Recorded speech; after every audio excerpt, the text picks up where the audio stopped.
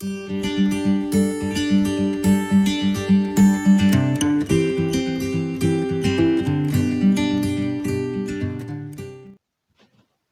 bonjour mes frères et sœurs. Heureux de vous retrouver pour ce troisième rendez-vous de méditation quotidienne de façon visuelle. Encore une fois autour du café, je l'espère, autour du petit déjeuner même, au moment le plus tôt de la journée, afin de pouvoir ensuite suivre l'enseignement du Seigneur tout le reste de la journée, ou alors l'après-midi, le soir, qu'importe, que Dieu vous bénisse. Que Dieu vous bénisse richement au travers de ces moments. Prenons le temps encore de lire la parole de Dieu ensemble, toujours dans l'évangile de Marc. Euh, nous restons toujours au chapitre 1er, et même je vais revenir un tout petit peu en arrière par rapport à hier. On avait sauté un petit passage du verset 2 au verset 8, ce passage qui nous parle de Jean-Baptiste. Donc je vais vous le lire. Selon ce qui est écrit dans Ésaïe le prophète, voici, j'envoie devant toi mon messager qui préparera ton chemin. C'est la voix de celui qui crie dans le désert, préparez le chemin du Seigneur, aplanissez ses sentiers. Jean parut, baptisant dans le désert et prêchant le baptême de repentance pour le pardon des péchés. Tout le pays de Judée et tous les habitants de Jérusalem se rendaient auprès de lui et confessant leurs péchés, ils se faisaient baptiser par lui dans les eaux du Jourdain. Jean avait un vêtement de poil de chameau et une ceinture de cuir autour des reins. Il se nourrissait de sauterelles et de miel sauvage. Il prêchait, disant, il vient après moi, celui qui est plus puissant que moi, et je ne suis pas digne de délier, en me baissant, la courroie de ses souliers. Moi, je vous ai baptisé d'eau, lui, il vous baptisera du Saint-Esprit. Amen. Jean-Baptiste, à bien des égards, voyez-vous, Jean-Baptiste devrait interpeller l'Église de Jésus-Christ aujourd'hui. J'aimerais faire un petit rapprochement entre Jean-Baptiste et l'Église que nous sommes, vous et moi. Déjà, dans sa tenue vestimentaire, nous voyons que Jean-Baptiste, dans sa tenue et même dans sa nourriture, des sauterelles et du miel sauvage, en fait, il y a rien de luxueux dans ces choses-là. Vraiment. Il vivait dans le désert, etc. Bon, personnellement, ça me parle d'humilité. Il dira même à un moment donné, je ne suis pas digne de délier la courroie de ses sandales. Savez-vous que délier la courroie des sandales était normalement le travail de l'esclave de la maison? Autrement dit, Jean-Baptiste se considère encore comme plus petit, plus bas qu'un esclave vis-à-vis de son Seigneur Jésus-Christ. Et je peux lire, je vais simplement le chercher dans Luc au chapitre 14, à partir du verset 8, juste ce passage que vous connaissez et qui nous parle justement de cette humilité que Jésus recherche auprès des siens. Donc Luc 14, verset 8e, jusqu'au verset 11. Lorsque tu seras invité par quelqu'un à des noces, ne te mets pas à la première place de peur qu'il n'y ait parmi les invités une personne plus éminente que toi, et que celui qui vous a invité, l'un et l'autre, ne viennent te dire « cède la place à cette personne-là ». Tu aurais alors la honte d'aller occuper la dernière place. Mais lorsque tu es invité, va te mettre à la dernière place, afin que, quand celui qui t'a invité viendra, qu'il te dise « Mon ami, monte plus haut ». Alors, cela te fera honneur devant tous ceux qui seront à table avec toi. Alléluia. Je ne sais pas si une telle situation vous est déjà arrivée. Moi, de mémoire, ça ne me dit rien, mais j'imagine que ça doit vraiment pas être... On n'est pas à l'aise dans ces moments-là, vous voyez. Et malheureusement, combien de fois on peut s'imaginer valoir tel prestige, tel titre, tel diplôme, ou tel service même dans l'Église, qu'on va se mettre en avant. Et la parole de Dieu nous dit que l'orgueil précède la chute. Cependant, l'humilité précède la gloire. Donc, Jean-Baptiste nous parle d'humilité. Jean-Baptiste nous parle aussi de zèle. Voyez-vous, la ceinture qu'il a autour des reins témoigne de son zèle, parce que il était coutume justement à l'époque de mettre une ceinture afin de relever les pans de ses vêtements pour qu'ils ne traînent pas dans la poussière lorsqu'on fait des va-et-vient à l'extérieur. Et Jean-Baptiste a une ceinture. Pourquoi? Parce que Jean-Baptiste, qui est dans le désert, bien entendu, il y a de la poussière, mais Jean-Baptiste ne s'arrête pas d'être en mouvement. Il est constamment à l'œuvre pour accomplir son ministère, celui que Dieu lui a imparti, d'être cette voix qui crie dans le désert pour aplanir les sentiers du Seigneur dans la repentance. Et il agit, on peut dire, corps et âme, il se donne entièrement dans son ministère et dans son service. Alors je me pose la question, qu'en est-il de moi dans ce que Dieu attend de moi? Est-ce que je viens à ces méditations avec entrain? Ou est-ce que je me dis, bon, le temps du café, quoi? Est-ce que je suis en service dans l'église? Est-ce que je suis en service dans mon travail?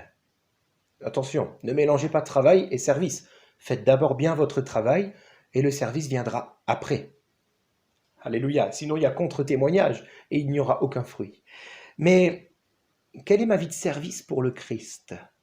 Et est-ce qu'elle existe toujours? Et quel est le zèle que j'y déploie?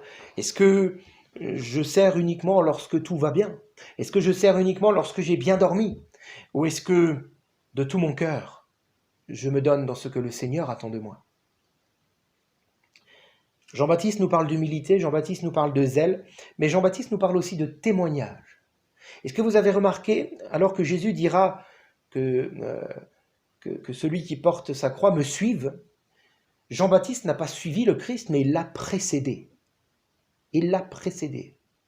Si d'un côté nous sommes appelés, voyez-vous, à suivre Jésus dans notre vie, comme on le fait maintenant en écoutant son conseil et sa parole, nous sommes aussi appelés à le précéder dans un domaine bien particulier, tout comme Jean-Baptiste, dans le témoignage. Dans le témoignage. Je suis convaincu que quelqu'un a précédé Christ dans votre vie, en vous témoignant de Jésus-Christ. Alléluia. De la même manière, nous sommes appelés à précéder Christ dans la vie de nos prochains, en témoignant. Et puis nous voyons ensuite que finalement Jean-Baptiste n'aura aucune part au ministère de Christ. Il sera très rapidement mis de côté, arrêté, enfermé et mis à mort. De la même manière, nous avons, nous, ce privilège de précéder Christ par le témoignage, mais ensuite de savoir nous retirer pour voir Christ prendre toute sa place dans le cœur et dans la vie de nos prochains. Alléluia! Et ça, c'est une grâce merveilleuse. Merveilleuse. La condition de l'Église est de parler et de s'effacer pour laisser la place ensuite à celui qui vient. Amen. Alors, Jean-Baptiste nous parle d'humilité, nous parle de zèle et nous parle de témoignage. Je ne sais pas ce qui vous a le plus interpellé, mais laissez-moi simplement vous dire que c'est ce que le Saint-Esprit aura voulu vous dire. Que Dieu vous bénisse encore. On va terminer par la prière et je vous souhaite encore une très bonne journée à chacun.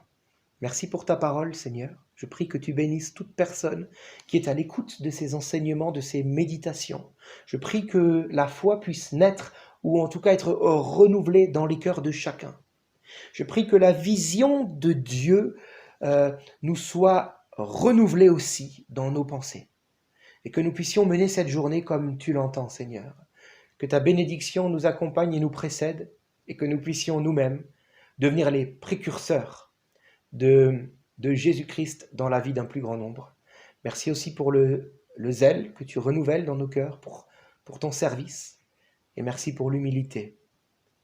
Rappelle-nous constamment d'où nous venons, Seigneur. À ton nom, Jésus, toute la gloire. Amen. À demain.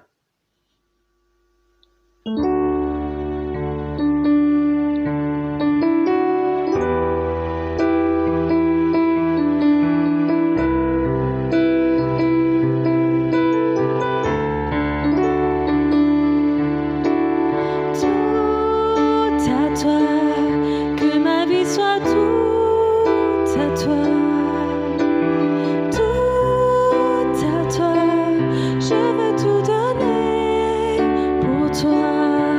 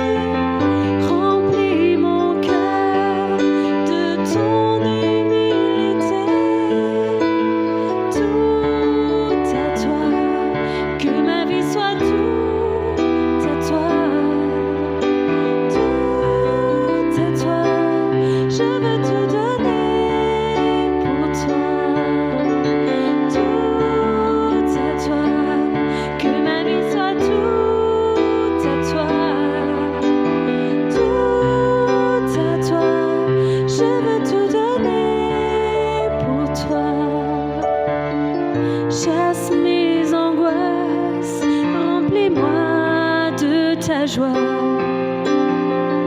Prends mes soucis, mon âme espère en toi. Enflamme-moi, je veux brûler pour toi.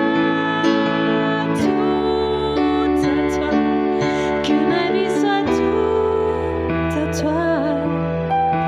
Tout à toi, je veux tout donner pour toi, Père. Oui, tout à toi, que ma vie soit tout entière à toi. Tout à toi, oui, je veux tout donner pour toi.